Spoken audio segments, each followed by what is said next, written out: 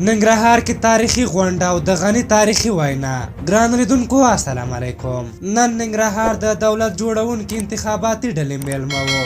ویل کېدل چې ننګرهار کې وروستیو پیښو ته په کتو ښایي ډېر خلک د محمد اشرف غني غونډې ته رانشي، خو برعکس ننګرهاریانو یوه لوی او تاریخي غونډه ترسره کړه او د ډېرو نظرونو یې غلط ثابت کړل. محمد اشرف غني دغې غونډې ته په خپله وینا کې وویل چې دی ننګرهار ته د کمپاین لپاره نه بلکې د فاتحې لپاره راغلی. هغه وویل داسې پر 2 قطعې عملیات یې درولي او له ټاکنو وروسته به لازم اصلاحات پکې راولي. هغه له ننګرهاریانو مننه وکړه او ویې ویل ښاغلی صالح او غضنفر صاحب، ننګرهار موږ ته د جمهوریت او ور کیلي راکوي. هغه په خپلو خبرو کې وویل افغانستان په سینګار او ښکلو جامو اغوستلو نه جوړیږي. تاسې ووایئ چې د دې ملنګ ولسمشر واسکټ مو په دې 15 کلنه دوره کې بدل شو. ولسمشر غني په دغه غونډه کې د عبدالله هغې خبرې ته په اشارې سره چې ګواکې له مناظرې وتښتېد ویلي په سیاست کې ترې څوک نشي ګټلی، بلکې له هغه چا سره به مناظرې ته حاضر شي چې د هیواد لپاره برنامه ولري.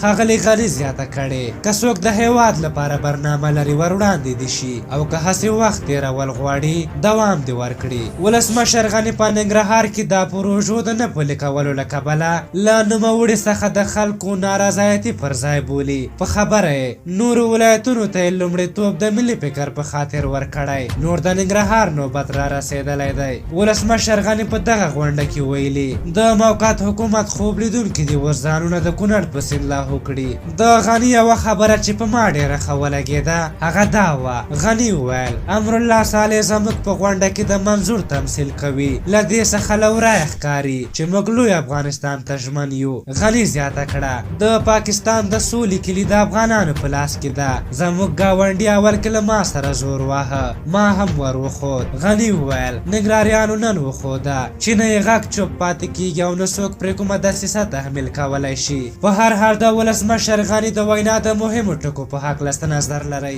خپل نظرونه مو راته په کومنټ کې ولیکئ. که زموږ ویډیو مو خوښه شوې وي ضروري لایک کړئ. تر بلې ویډیو مو په لویو بخښونکي خدای سپارم. د الله په امان.